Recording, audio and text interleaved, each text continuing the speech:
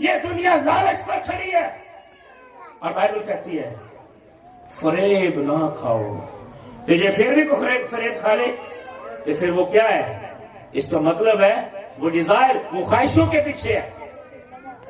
اور کلام میں لکھا ہے اے میرے بھائیو فریب نہ کھانا، ہر اچھی بخشش اور ہر کامل انعام اوپر سے ہے۔ ہاللیلویا۔ آپ کہاں سے چاہتے ہیں؟ آپ صحت کہاں سے چاہتے ہیں؟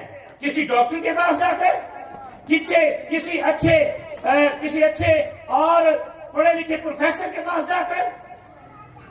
ہم شاید سمجھ رہے ہیں کسی اسپیشلسٹ ڈاکٹر کو جاؤں گے تو شاید وہ تو چنگی دوائی ملے گی۔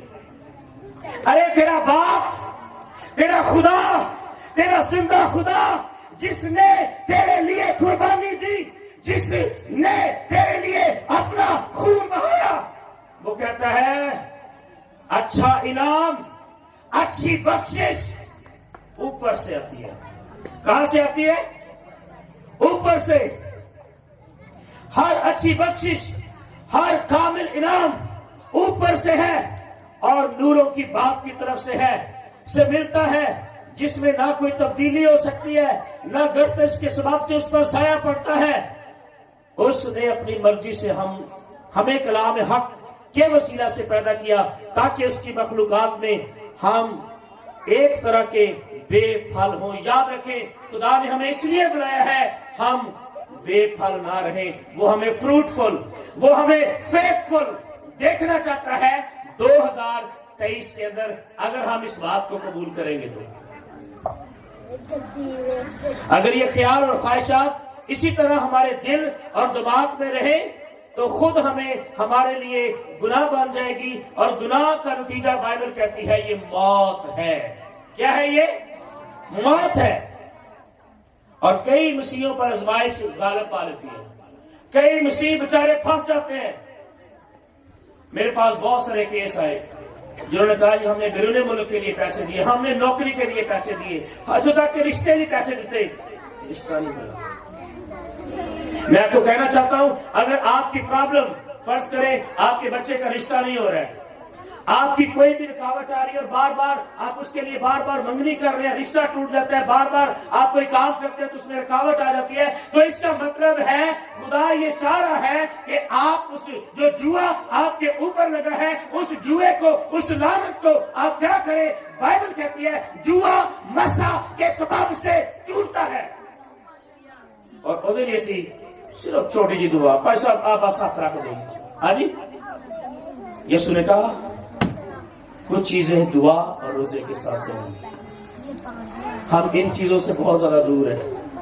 اچھا کہتا ہے جائے یا نہ جائے میرے پاس وقت نہیں ہے خداوند تیرے گھر میں آنے کے لیے، تیرے ساتھ وقت سپینڈ کرنے کے لیے۔ جائے اور اپنا مذہبے کو درست کرے جا کر، اور اپنا مسئلہ بحال کرے اور خدا سے پوچھے خداوند تیری کیا مرضی ہے؟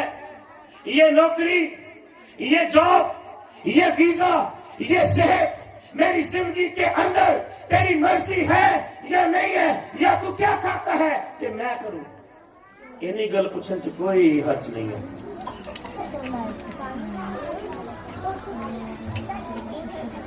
اور وہ گناہ میں گر جاتے ہیں بہت سارے مسیح، وہ اپنے اکثر گناہ کا الزام خدا کو دیتے ہیں کہ خدا نے میری زندگی کے اندر یہ کام نہیں کیا، اس لیے کئی دفعہ لوگ خدا کو ناراض ہو جاتے ہیں، اور سم ٹائم تو میں نے دیکھا شیطان کے سارا کچھ پاس کرتے ہیں۔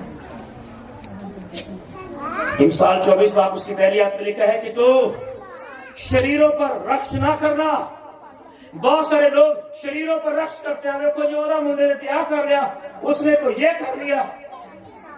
بائبل کہتی ہے شریروں پر رقص نہ کرنا، ان کی صحبت کی خواہش نہ کرنا، انہوں نے صحبت کی خواہش نہ کرنا کہ ہائے انہوں نے کیسے ترقی کر لی، کیسے یہ شادمان ہو گئے۔ لیکن بائبل کہتی ہے شریر گر جائے گا اور پھر کھڑا نہیں رہے گا، صادق کھڑا ہوگا اور وہ عدالت میں قائم رہے گا۔ آمین۔ اگر ہمارے خیالات، اعمال اور خواہشات ناپاک ہیں تو ہمارا دل بھی ناپاک ہوگا۔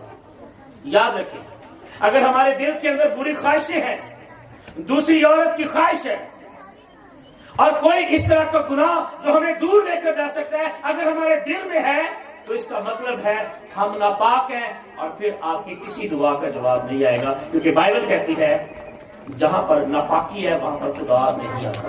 یاد رکھنا، داؤد کہتا ہے میرے دل میں اگر تھوڑی سی بدی ہوتی تو خداوند تو میری سنتا۔ جب گناہ دل میں ہے، ذہن میں ہے، شک ہے، خدا کبھی جواب نہیں دے گا۔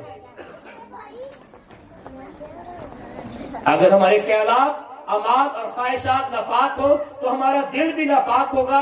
یہ وہ چیزیں ہیں جو ہمیں واقع ہی ناپاک کرتی ہیں، اور یسوع نے کہا جو چیزیں ہمارے اندر سے باہر ہوتی ہیں وہ ہمیں کیا کرتی ہیں؟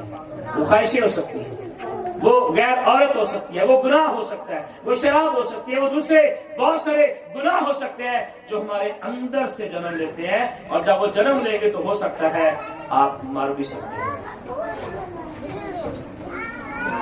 آپ کو یاد ہے کہ خدا نے قوم بنی اسرائیل کو اور بہت سارے لوگوں کو بیابان میں من دیا، لیکن انہوں نے کیا کیا؟ انہوں نے نکمی خوراک کہا، انہوں نے خدا کے وعدوں پر یقین نہیں کیا۔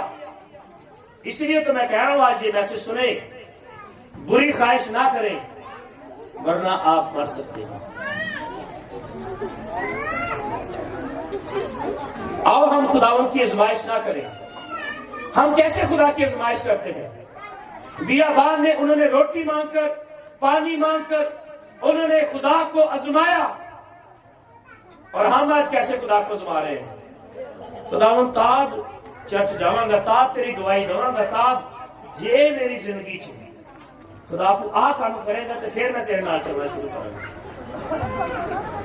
بہت سارے لوگوں کو آپ نے دیکھا ہوگا کہ وہ ایم اے پڑھا ہوا ہے پر بیچارے نوکری نہیں ملی، وہ فلاں بھائی نے پلاٹ لینا تھا پر انہوں نے حالات بہتر نہیں ہوئے۔ یہ جو پر ہے نا، یہ پر کاٹ دیں اپنی زندگی کے اندر سے۔ جب یہ پر آپ کاٹیں گے تو خدا آپ کو زور دے گا۔ کئی دفعہ سے اپنی ڈگری لے کے پرا نہ چھوڑ رہے ہیں۔ خدا یہ چاہتا ہے ہم اپنے پر کاٹ کر خدا سے زور مانگے، اور وہ کہتا ہے، یسایہ میں لکھا ہے، او تینوں زور دے کے عقابہ دے باندھے۔ ہاللیلویا! کتنے لوگ اس بات کو جانتے ہیں کہ وہ عقابوں کی طرح آپ کو زور دے گا، کہ پھر وہ زور لوگ پھر پر کٹن، پھر تہاڈیاں لوگ لتاں کھچن، پھر تہاڈا خدا تانوں عقاباں دی طرح اڑائے گا۔ آمین۔ کہ جدوں اسی اپنی مرضی نال، اپنے پیسے نال، اپنی چیزاں نال، اپنے سرٹیفکیٹ نال، اپنی پرسنالٹی دے نال، اپنی ول پاور دے نال کہنے خدا میں جانا ہی جانا، میں کام کرنا ہی کرنا ہے، چاہے اس میں خدا کی مرضی ہو یا نہ ہو۔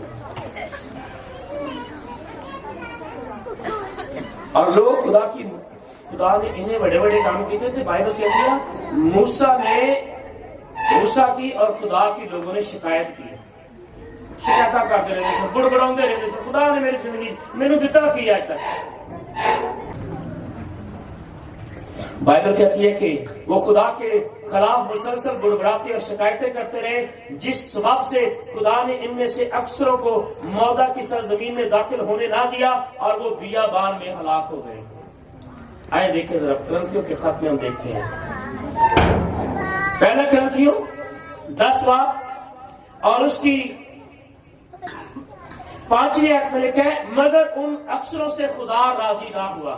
آج بھی چرچ سے خدا راضی نہیں ہے، آج بھی کلیسیا سے خدا سب لوگوں سے راضی نہیں ہے، کیونکہ وہ خدا کی مرضی کو جانتے نہیں ہیں، وہ اپنی مرضی کر رہے ہیں، اپنی مرضی۔ خدا کی مرضی کہاں پر ہے؟ خدا کیا چاہتا ہے؟ لکھا ہے انہوں نے کیا کیا؟